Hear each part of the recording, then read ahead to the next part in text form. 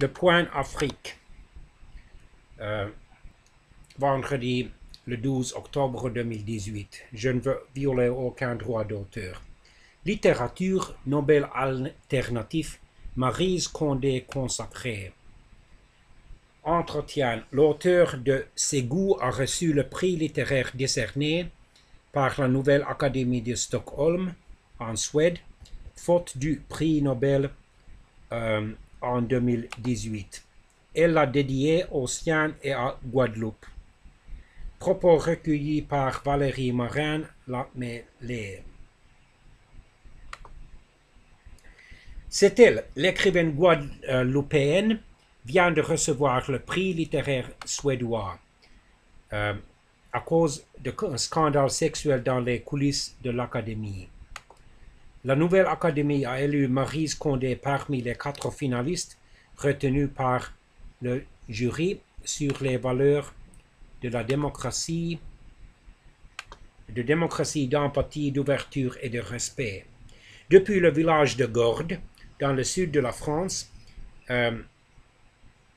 où elle vit désormais sans plus pouvoir écrire, son dernier roman, Le fabuleux et triste destin d'Ivan et d'Ivana, figure au palmarès 2017 du Point, a réagi ce 12 octobre en nous confiant dédier son prix à mon mari, à mes enfants et petits-enfants et surtout à la Guadeloupe, qui a voté massivement pour moi et sans qui je n'aurais peut-être pas cette distinction. Pour moi, enfin, la voix de mon pays se fait entendre, une voix qui n'est pas celle d'un département français, mais qui n'est pas africaine non plus. Dès l'annonce de sa nomination, Maryse Condé nous avait accordé l'entretien qui suit. Le Point Afrique. Comment réagissez-vous à la création d'un prix Nobel alternatif? La création d'un prix Nobel alternatif me paraît une manière de rompre avec certaines considérations. On a tendance à favoriser les pays qui sont importants, les écrivains dont on parle beaucoup. On oublie souvent le talent et l'audace. Comment recevez-vous votre nomination comme finaliste? Avec beaucoup de fierté et un immense plaisir. Pour une fois, la voix de la Guadeloupe sera entendue car j'en suis convaincu, cette nomination s'adresse en même temps à la Guadeloupe, trop souvent méconnue ou travestie. À quoi servent les prix littéraires de votre point de vue et quel est parmi ceux que vous avez reçus celui qui vous a le plus touché? Les prix littéraires sont trop souvent un moyen de satisfaire telle ou telle maison d'édition réputée puissante ou, comme je l'ai dit, un pays que l'on ne veut pas blesser.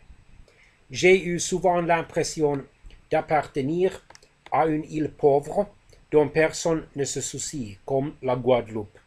Était un handicap dans ma carrière littéraire. J'ai eu beaucoup de plaisir à recevoir le prix Marguerite Yourcenar, décerné pour mon livre Le cœur à rire et à pleurer, à un écrivain de langue française vivant aux États-Unis.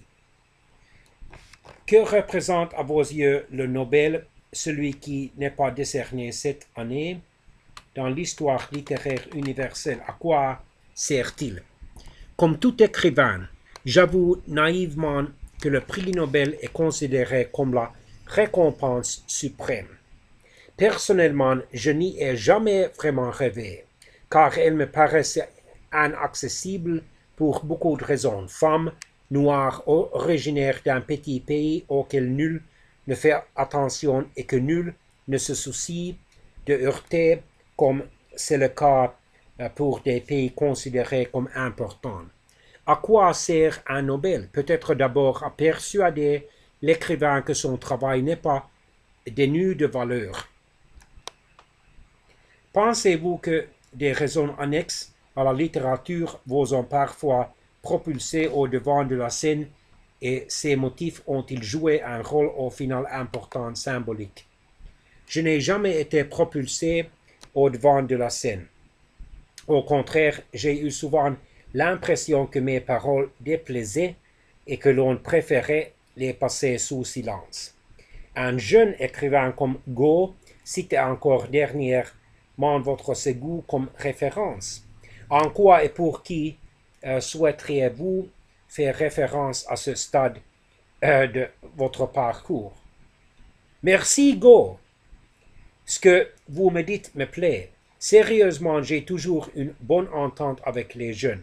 C'est peut-être dû au fait que j'étais enseignante aux États-Unis, où les rapports professeurs-étudiants sont très différents de ce qu'ils sont en France. Les étudiants américains deviennent des amis dont l'opinion est précieuse. Quand il m'arrivait d'enseigner un de mes livres à Columbia, je veillais à ce que chacun exprime son opinion sur mon travail sans chercher à me faire plaisir. Je n'imposais rien, j'écoutais tout. Aujourd'hui, d'anciens étudiants n'hésitent pas à faire le voyage depuis les États-Unis afin de passer quelques jours avec moi. Au regard de vos combats d'écrivaines, de femmes, de militantes, de profs, comment regardez-vous les combats des générations suivantes? Féminisme, racisme, décolonialité, notamment la question de décoloniser les arts. Il y a trop d'abus commis contre les femmes. Voyez ceux qui ont été révélés cette année. En regardant la télévision, j'ai appris avec stupeur que les hommes sifflent encore au passage des femmes qu'ils trouvent aguichantes et dont des remarques outrageuses, et font des remarques outrageuses. Décoloniser, j'ai beaucoup d'admiration pour le mouvement décoloniser les arts car il s'efforce d'apporter la tolérance dans le monde fermé de la création où elle est souvent méconnue. En outre, plusieurs de mes amis en font partie.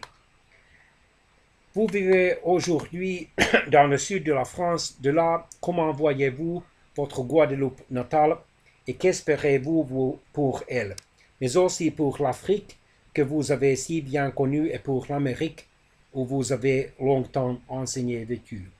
Je ne suis ni un prophète ni un juge.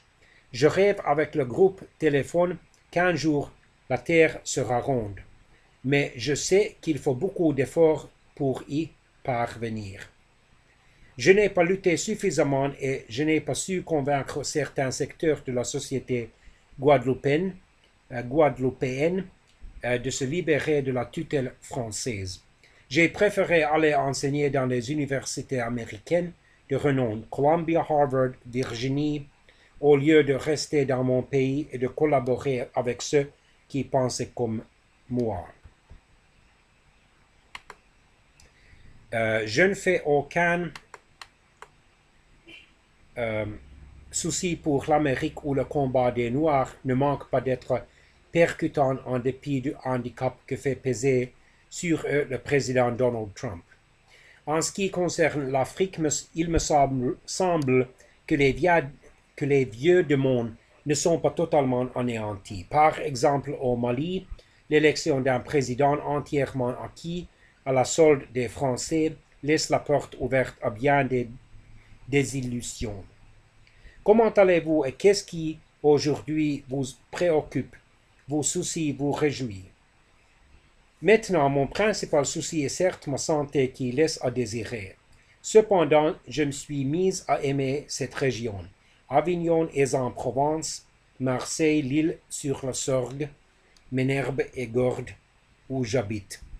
Les gens qui n'avaient jamais entendu parler de moi et me prenaient pour une Française m'écoutent avec surprise et curiosité et toujours en même temps avec une infinie tolérance. Nous parlons ensemble de sujets qui peuvent surprendre. Imaginez cela, l'indépendance de la Guadeloupe.